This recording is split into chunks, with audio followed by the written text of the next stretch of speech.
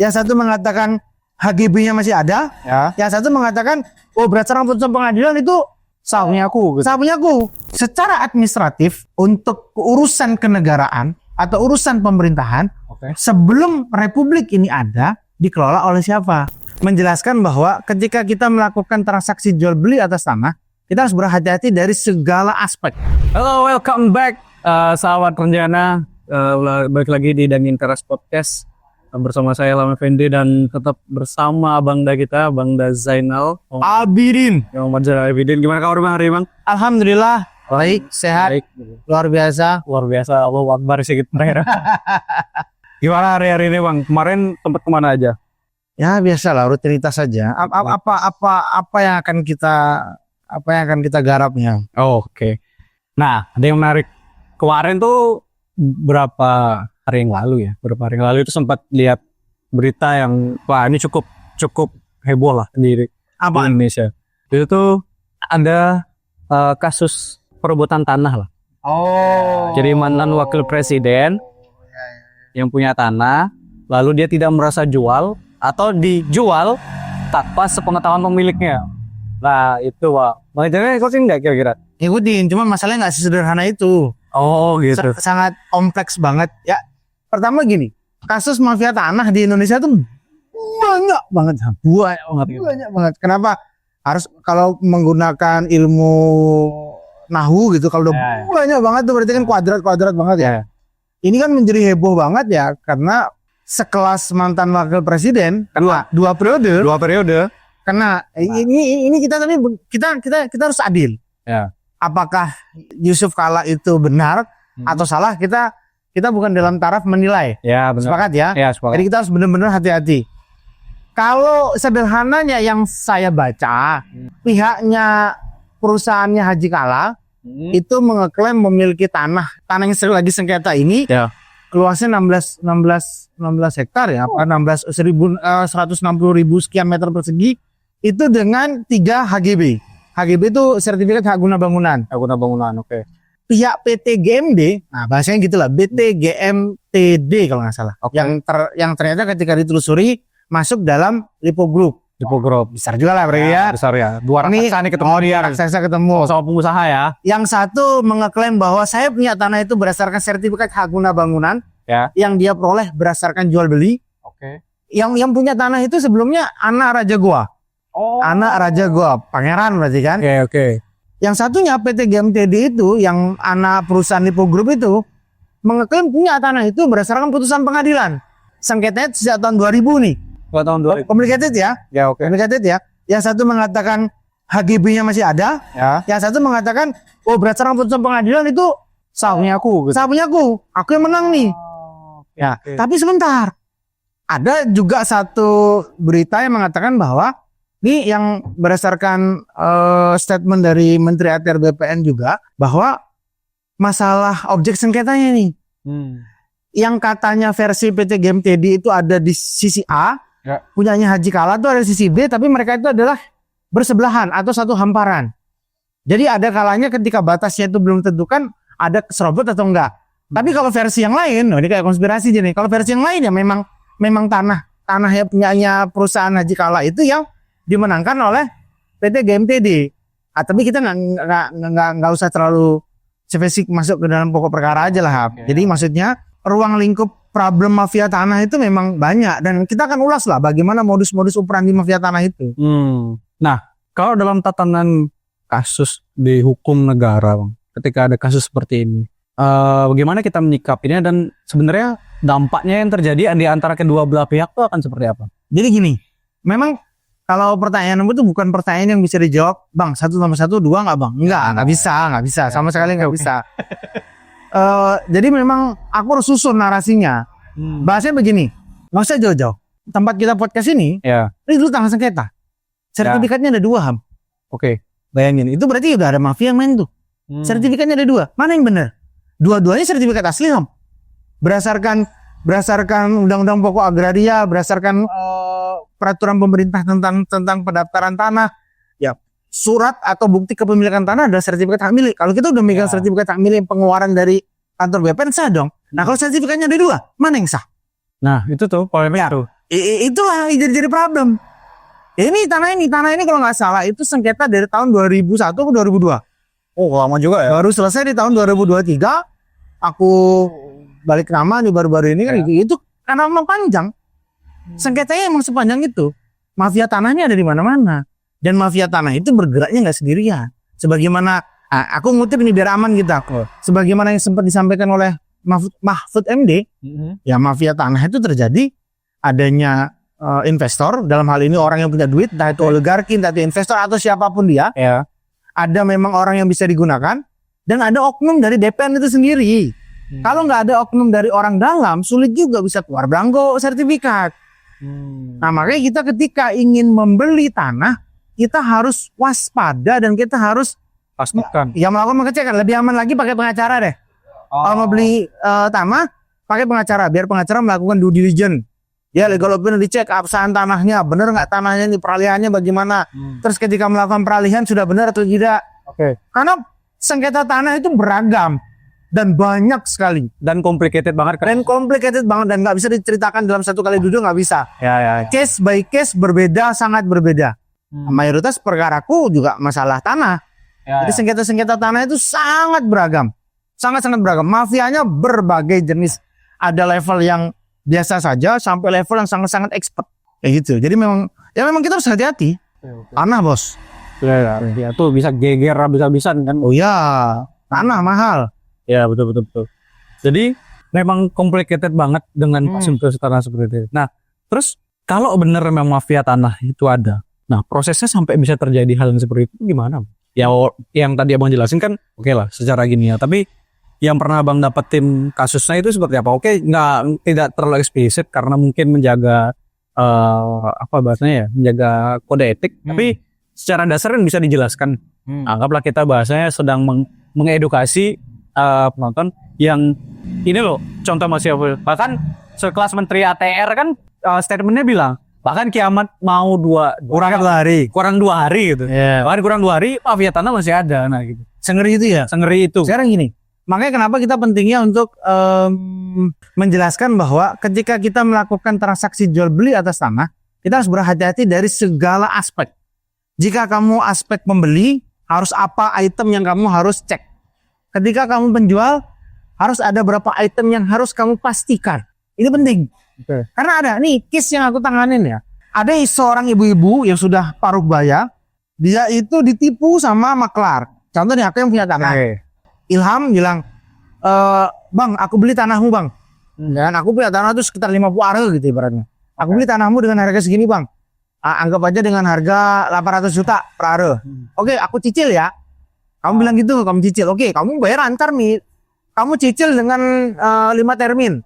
Di termin pertama, termin kedua kamu lancar. Nah, ketika penandatanganan pertama kan kamu melakukan penandatanganan ini, mafianya tuh jalan nih. Si pembeli developer ini bekerja sama dengan notaris nakal, oknum notaris nakal. Jadi ketika dia melakukan perjanjian jual beli yang notabene di bawah tangan, itu saya temukan faktanya, ternyata kertas yang ditandatangani itu banyak.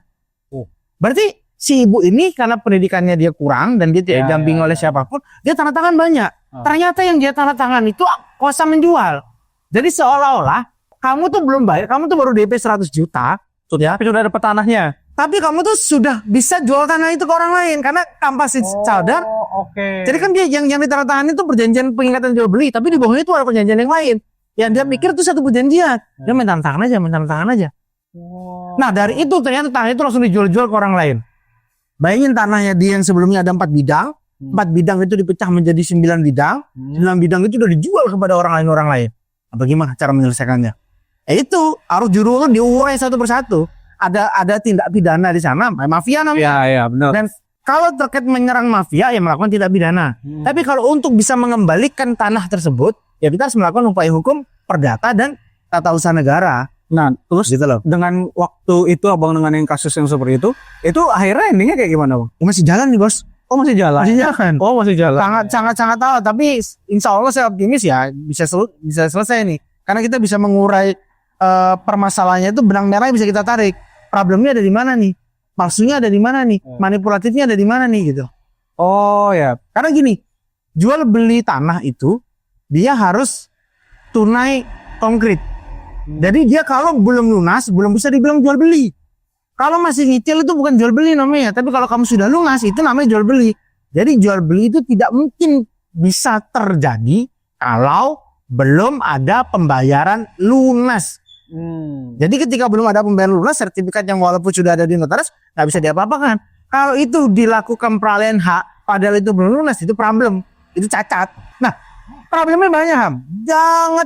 Sangat banyak. Memang kita harus sangat hati-hati. Yang pertama harus didampingi oleh orang yang ahli lah. Dalam hal ini mungkin pengacara. Yang kedua, cari notaris yang terpercaya. Ya kan? Yang ketiga, kamu cek legal standing dari kalau kamu penjual, kamu harus ngecek kapasitas dari pembelimu. Dan kamu jangan menyerahkan suatu sertifikat ketika belum ada kepastian. Tidak boleh melakukan tanda tangan, memang harus kamu baca benar. Nah, kalau kamu dari sisi pembeli, kamu harus pastikan legal standing dari penjual ini benar apa enggak. Memang sertifikat miliknya dia atau enggak. Ketika dia mendapatkan sertifikat tersebut, peralihannya udah benar apa belum. Nah, itu banyak, runtutannya banyak. Jual tanah waris, ternyata ahli waris yang lain belum tanda tangan. Dia jual nih, ternyata dia berdasarkan kuasa menjual tapi tidak tuntas dan sebagainya. Emang harus sangat rinci banget. Dari aspek penjual harus melihatnya bagaimana, dari aspek pembeli harus melihatnya lebih tinggi lagi. Oke, menarik itu. Menarik banget tadi pembahasannya. Aku agak nge-recall kembali beberapa hal yang pernah terjadi di aku ya. Nah, kalau misalnya gini Bang, ini ya dibilang curhat, ada curhatnya sedikit. Nah, ada dalam prosesi kan jual beli tanah. Misalnya nih, Bang Zainal, Bapak Bang Zainal punya tanah banyak, karena ada saudaranya dong.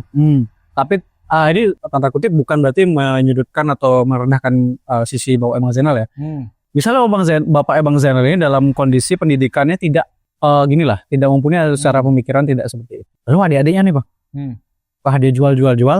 Nah alibinya dikasih duit, dikasih tantangan. Nah faktanya terjadi ternyata tidak tanda tangan, cuma dikasih uang. Pas balik Bapak Bang Zainal ternyata tanahnya nggak ada, habis nih. Maksudnya ternyata uang yang selama ini dikasih ya dia diiming-imingi dikasih beras lah apalah ya mungkin dengan segala macam itu ternyata waktu balik tanahnya nggak ada Bang. Nah itu udah dia iming-iming itu si bapak itu yang beli apa dia jual tanah? Enggak ya kasusnya balik lagi. Dia dapat uang apa dia ngeluarin uang? Dia dapat uang.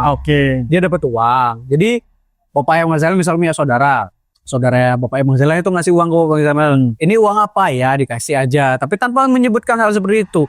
Nggak tahu lah nih ada tragedi di balik itu, ternyata ada case bahwa tanah itu dijual. Gitu Bang. Nah kan kalau kayak penjelasan Bang Zainal harus ini kan wow detail banget nih cara penjual beli dan segala macam. Nah ini kalau misalnya itu dijadikan aduan delik itu kira-kira gimana? Tergantung. Pertama kita harus cari tahu dulu tanah tersebut atas nama siapa, itu penting. Jangan-jangan belum atas nama bapak, bisa jadi masih atas nama kakek. Ketika jalan turun waris ya hak bapak tiba-tiba langsung disingkirkan aja, nggak bisa aja gitu loh. Banyak ketika jatuh masalah waris itu alasannya adalah sudah dilakukan pembagian, ini udah terima uang ini, jadi ini di atas namakan ini ya bisa aja. Oh gitu Mai, itu bisa aja. Ya sangat bisa aja. Karena kalau kecuali sertifikat tanah itu udah atas nama bapakmu gitu ibaratnya. Ya itu nggak bisa melakukan peralihan hak kalau nggak ada tanda tangan bapakmu. Tapi kalau bapakmu nggak bertanda tangan dan ternyata tanah itu juga bisa hilang, ya bisa jadi memang bukan atas nama bapakmu, mungkin atas nama kakekmu atau atas nama nenekmu atau siapapun itulah. Ya dalam hal itu adalah bapakmu punya hak di sana. Tapi ketika itu merusak kita kan ya bisa, tapi memang runtutannya harus ditarik dengan cukup dalam dan panjang.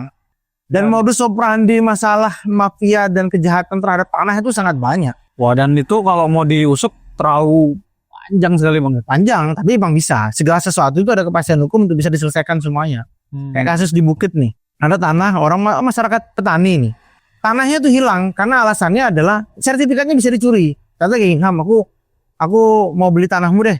Minta aku fotokopi sertifikatnya. Minta fotokopi sertifikatnya. Oke, berapa minggu kemudian balik. Aku kayaknya jadi deh mau beli tanahmu nih atau mau nyewa tanahmu nih.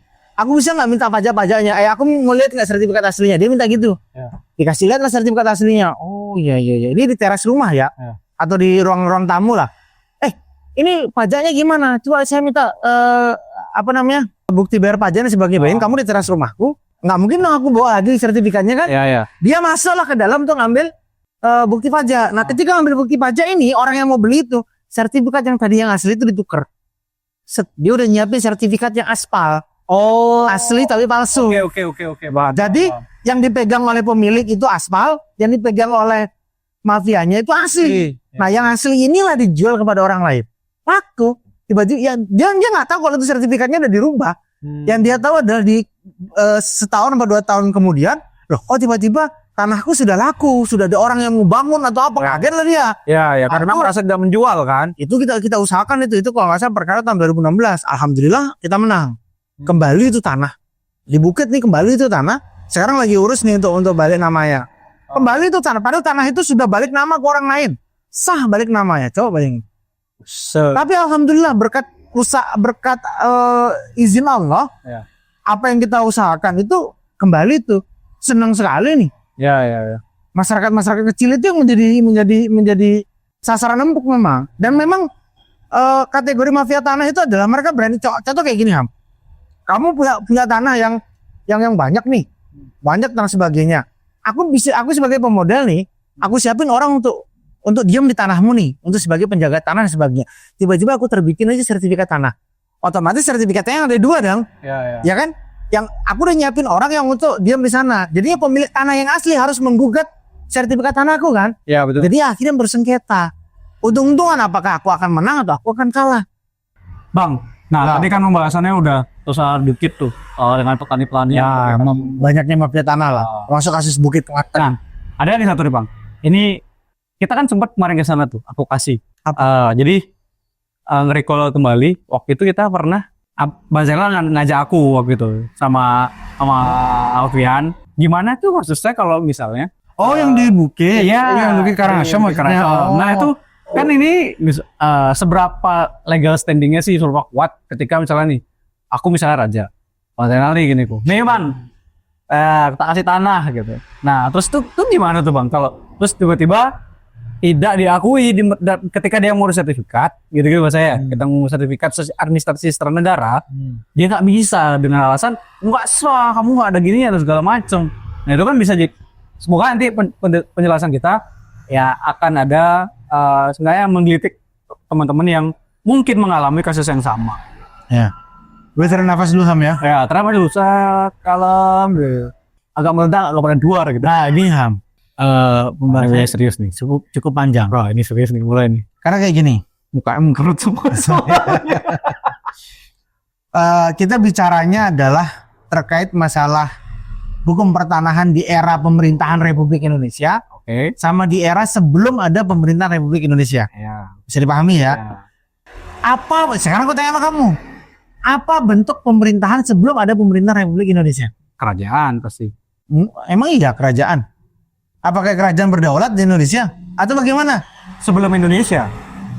Iya sebelum Indonesia. Sekarang pertanyaan ke sana dulu deh. Itu gimana? Kan kamu pemerhati sejarah nih. Enggak, tapi kan kalau misalnya Sebelum ada Republik Indonesia, siapa yang menguasai, yang mengelola, yang mengatur tanah di Nusantara ini? kerajaan, masing-masing kerajaan, sistem monarki. Yakin? Ya, secara pemahamanku iya. Terus apa fakta terkait bahwa dulu zaman kolonial ada sertifikat hak milik namanya Hegendom. Itu sertifikat hak milik dikeluarkan oleh kerajaan Belanda. Oh, oke. Terus gimana? Maksudnya sekarang aku tanya, keabsahan masalah surat-surat bukti kepemilikan itu yang mana diakui? Aku tanya sama kamu. Nah, Pemerintahan sebelum ada pemerintahan Republik Indonesia, ada pemerintahan apa di tanah ini gitu loh maksudnya. Di tanah yang kamu klaim tanah Indonesia ini loh. Oke, Kalau itu kita sudah loh, kok sekarang kolonial? tadi apa bahasanya kolonial gimana sih? Ya kan aku mancing kamu nih. Ya, Nah, maksudnya kalau kamu bilang kolonial berarti kalau statuta raja gimana? Kalau sabda raja gimana? Ya. Gimana contohnya kalau di Jogja nggak ada risalah-risalah ada Hegendom misalnya, itu gimana? Gimana cara kamu mempetakan itu? Sulit nggak? Ya sulit sih. Sulit bos. Nah, wajar dong pertanyaanmu, aku tarik nafas. Iya. Ini kan emang sulit. Pertama yang kita harus ini makanya kita harus mencerdaskan rakyat. Ya, Agak berat ya. Jadi kita harus paham secara administratif untuk urusan kenegaraan atau urusan pemerintahan sebelum republik ini ada dikelola oleh siapa? Ada dua pendapat. Ada satu pendapat adalah berdasarkan kerajaan-kerajaan yang ada di Nusantara. Ya. Setiap daerah punya raja-raja masing-masing. Betul. ada juga adalah pemerintahan kolonial. Karena banyak juga raja-raja yang ketika mau naik tahta harus ada izin dari kolonial. Ya, ya. Betul kan? Ya, betul. Nah, kolonial ini dia memiliki sistem yang lebih rapi, sistem yang lebih terukur dan terstruktur. Makanya dia mengeluarkan sertifikat hak milik di zaman itu sebelum pemerintahan Indonesia. Namanya Hegendom. Namanya Hegendom. Dan Hegendom ini diakui di Republik Indonesia. Jadi kalau kamu punya Hegendom, kalau kamu punya Hegendom zaman dulu, kamu alihkan menjadi hak milik bisa, bos. Berarti kasusnya sama kayak yang di Jawa Barat waktu itu ya? Kayak malah ada di Banyuwangi tuh, yang tiba-tiba dia ketika bongkar rumah neneknya sebagainya, dia punya Hegendom banyak tuh. Jadi semua tanah itu bisa diklaimnya dia, padahal udah lahir sertifikat. Siapa yang menang? Berpotensi Hegendomnya yang menang, karena dia lebih dulu ada. Tapi ada nggak case yang ketika surat tanah dari raja yang otomatis bisa dikonversi menjadi sertifikat hak milik? Aku nggak ngomong ya, aku cuma gini aja. Oke. Terus pertanyaanmu harusnya kau udah bisa jawab dong. Itu bisa sebagai petunjuk atas penguasaan tanah. Karena berdasarkan Undang-Undang Pokok Agraria, ketika kamu menguasai tanah 20 tahun secara terus-menerus atau 30 tahun secara terus-menerus, kamu boleh mendapatkan hak atas tanah tersebut. Nah, adanya sabda raja, baik ini Raja Karangasem kah, Raja Bang, raja-raja lah ya, yang kamu dikatakan bahwa ini tanah dari hamparannya sampai hamparannya ada tanah milikmu yang kamu kelola. Nah, itu dasar untuk kita melakukan permohonan atas tanah. Itu bisa. Tapi kalau kita punya Hegendom zamannya Belanda itu, kita tinggal konversi ke sertifikat hak milik. Tapi kalau seandainya berbenturan, ini saudara, ini dari titah raja, ini tanah nih kota ini ada tanahnya untuk Ilham. Ya. Tapi ternyata ada nih namanya Arifin, dia punya nih tanah dari keluarkan Hegendom dari kolonial. Kira-kira ketika diproses di pemerintahan Republik Indonesia mana yang menang? Hegendom dong berarti ya. Ya kami jawab loh ya. Iya, terus gimana? Berarti keabsahannya lebih kuat mana, Dam? Kamu yang jawab lah ya.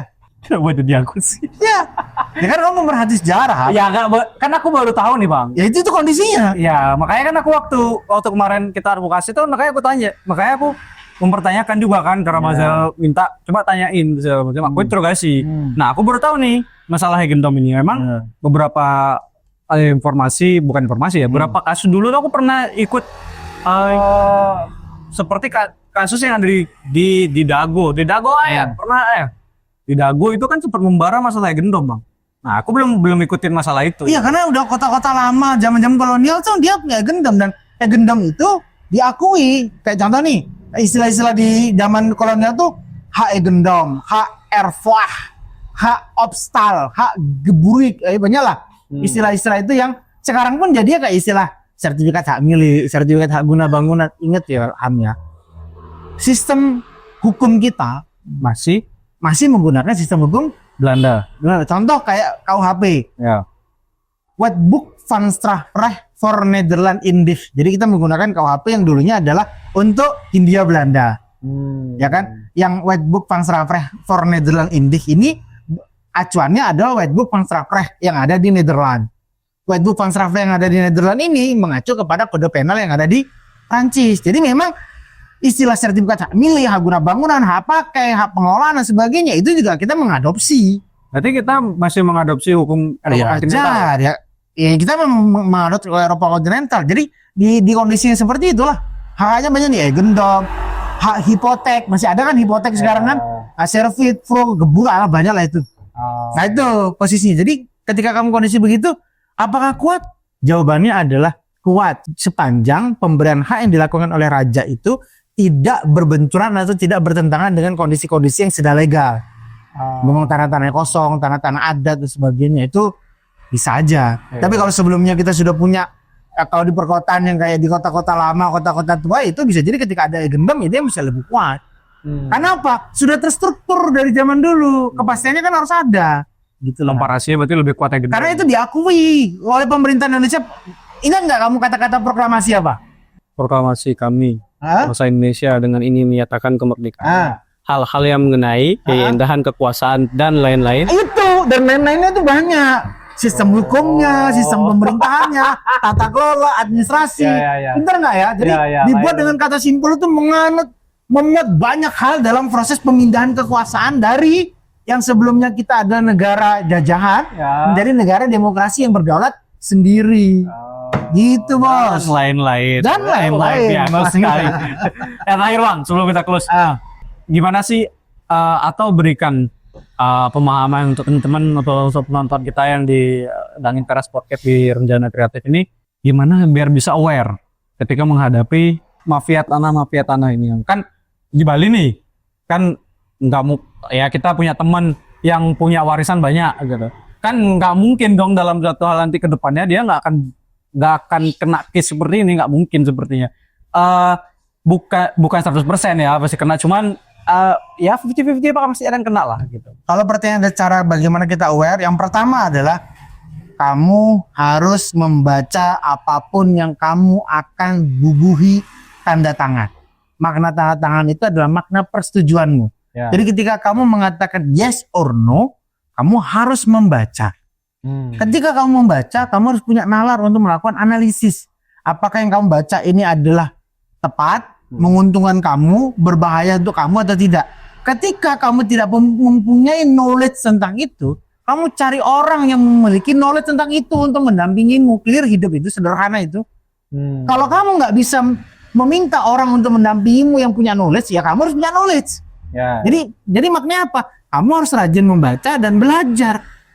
Dan hati-hati, ini sesuai dengan ajaran agama kita. Jangan pernah mengambil keputusan dalam hal marah, dalam hal tergesa-gesa. Harus tenang. Segala sesuatu yang harus dipikirkan dengan panjang. Itu cara kita aware seperti itu. Memang harus dicek. Cuma ketika kamu nggak punya knowledge lebih dalam, karena hukum itu kan sui generis, Ham. Hukum itu adalah ilmu yang khusus. Yang memang harus dipelajari. Dan terus belajar. Masalahnya ketika kamu buka laptop, kamu buka HP, kamu bisa belajar tentang hukum. Tapi bisa jadi kamu nggak bisa melakukan interpretasi. Oh ya, oke. Orang yang bisa melakukan interpretasi adalah ketika orang sudah belajar hukum dengan segala bentuk komponennya. Makanya kenapa knowledge hukum itu dia bentuknya sui generis. Nggak bisa tuh orang sekedar membaca, kamu tiba-tiba langsung bisa menafsirkan hukum, nggak bisa. Tapi kalau kita belajar tentang yang kayak kamu merakit apa nih, kamu bisa baca, kamu bisa kamu belajar. Karena ilmu tanpa perlu penafsiran. Tapi kalau ilmu hukum itu benar-benar harus kaya akan penafsiran. Dan gak ada tekan masalah prinsip, asas, teori gitu loh. Makanya tetap harus didampingi oleh orang yang memiliki knowledge. Sampai ke law ya. Oke, thank you sahabat Rencana. Sampai jumpa lagi bersama saya Ilham Effendi dan Zainal Abidin di Dangin Teras Podcast. See you next time.